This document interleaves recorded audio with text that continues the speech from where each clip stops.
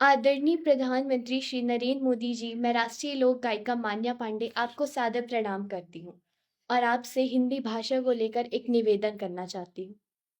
आदरणीय प्रधानमंत्री जी, आप देश के पहले ऐसे प्रधानमंत्री हैं जो देश के हित में हर फैसला लेते हैं।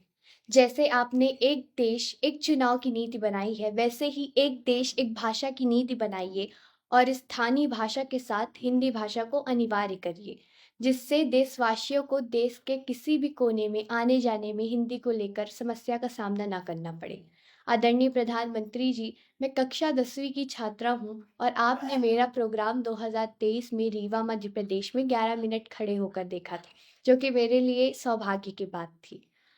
आदरणीय प्रधानमंत्री जी, मैं राष्ट्रीय लोक गायिका हूँ और मुझे देश भर में अपने प्रोग्राम के लिए आना जाना पड़ता है और वहाँ मुझे हिंदी भाषा को लेकर काफ़ी दिक्कतों का सामना भी करना पड़ता है।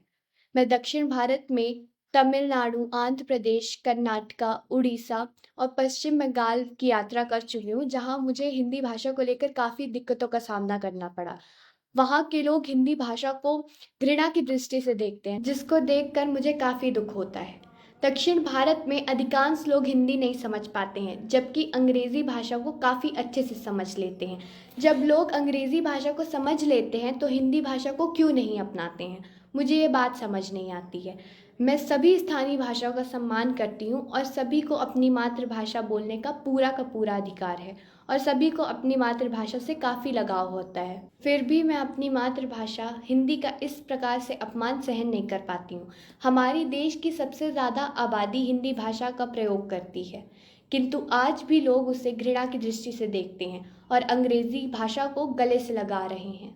जिस प्रकार हम दक्षिण भारत व अन्य प्रांतों की यात्रा के दौरान आम जनता को बोली भाषा को लेकर दिक्कतें होती हैं, उसी प्रकार जब दक्षिण भारत के लोग अन्य प्रांतों में आते जाते हैं तो उन्हें भी बोली भाषा को लेकर काफ़ी दिक्कतें होती हैं। आदरणीय प्रधानमंत्री जी, हम अपने ही देश में रहकर पराया महसूस करने लगते हैं और अपमानित होते हैं। प्रधानमंत्री जी, मेरा आपसे विनम्र अनुरोध है कि आप एक देश एक भाषा की नीति बनाइए और हिंदी भाषा को स्थानीय भाषा के साथ अनिवार्य करिए और देश भर में जितने भी शासकीय कार्यालयों में कामकाज होते हैं वो हिंदी भाषा में कराए जाएं। यही मेरी आपसे प्रार्थना और निवेदन है। मैं देश के सभी हिंदी चैनल, वेब न्यूज़ और प्रिंट मीडिया से निवेदन करना चाहती हूँ कि मेरी इस मांग को जन आंदोलन बनाएं। मैं आप सभी से निवेदन करती हूँ कि आप सभी मेरी इस वीडियो को ज़्यादा से ज़्यादा शेयर करिए और मेरी और आप सभी की आवाज़ आदरणीय प्रधानमंत्री तक पहुँचाइए। जय हिंद, जय भारत।